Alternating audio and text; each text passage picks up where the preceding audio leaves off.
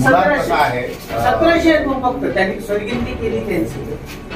हो साहेब, मुळात कसं आहे माहिती आहे का, यांचं जो म्हणणं आहे अगदी बरोबर आहे. कारण आज गोंड गोवारी, मळावी, उईके जवळपास आमच्या जिल्ह्यात गडचिरोलीचे 5-6 गाव, गोंदिया जिल्ह्याचे 5-6 गाव, याच्यामध्ये गोंड गोवारी हा समाज आहे. आडनावच्या समाजात पुराम आहे, याचा तोडसाम आहे. त्यांचाही आडनाव घोडी, उईके, मळावी, नेता, कुंजाम असे आडनाव जे लोक आहेत ते गोंड समाजासोबत रक्तसंबंधाचे नाते हे ग्राह्य धरल्या जात आहे.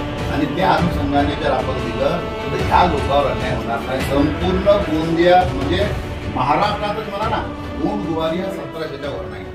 आणि जय सेवा माझ्या बंधू अधिपती गेल्या कित्येक महिन्यापासून मी व्हिडिओ टाकलाय. कारण तुम्हाला माहित आहे, कारण की व्हिडिओ किती टाकला, गाडवा पूर्ण वाचले की अशा सारख्या आणि रात्रीचा गोंधळ बळा.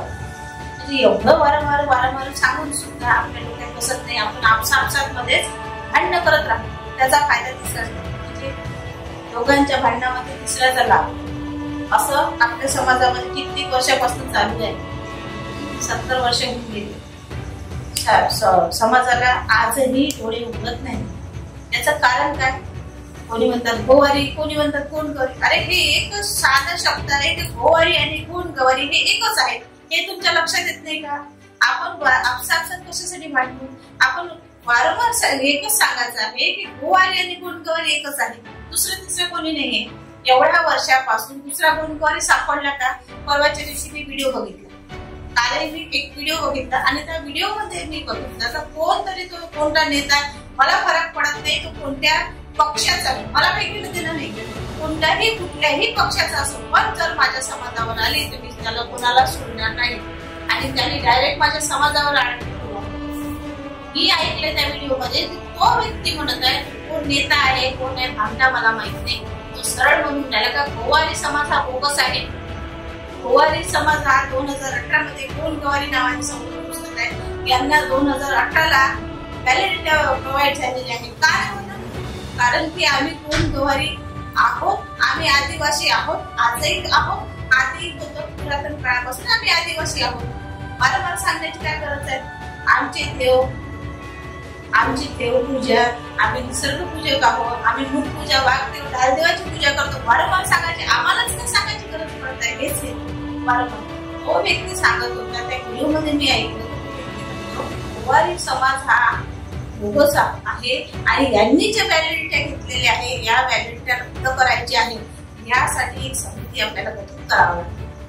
तुम्ही विचार केला का?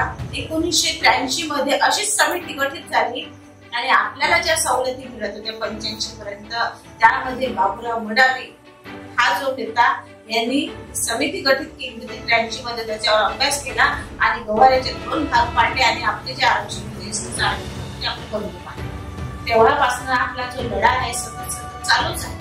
आजही आपण लढत आहोत. लढा आपला अस्तित्वाचा आहे, त्यामध्ये बाकी काहीच नाही. आपलं अस्तित्व आहे, दडलेलं आहे आणि आपसात न भांडता या गोष्टीवर फोकस करा. गोवारी वेगळा, गोंडगवारी वेगळा नाही. गोंडगवारी आणि गोवारी हा एकच, हे लक्षात ठेवा. मला सांगा, तो व्यक्ती म्हणून झाला की गोवारी समाजाचं आरक्षण हे मिळालं नाही पाहिजे कारण की आमच्या पोराबाळांना त्रास होणार आहे. आणि गोंडगवारी वेगळे, गोंडगवारीचे वेगवेगळे नाव सांगून राहिला. पूजा, नेता, हे गोंडगवारीचे तो नाव सांगत आहे. या लोकांनाच तुम्ही व्हॅलिडिटी द्या.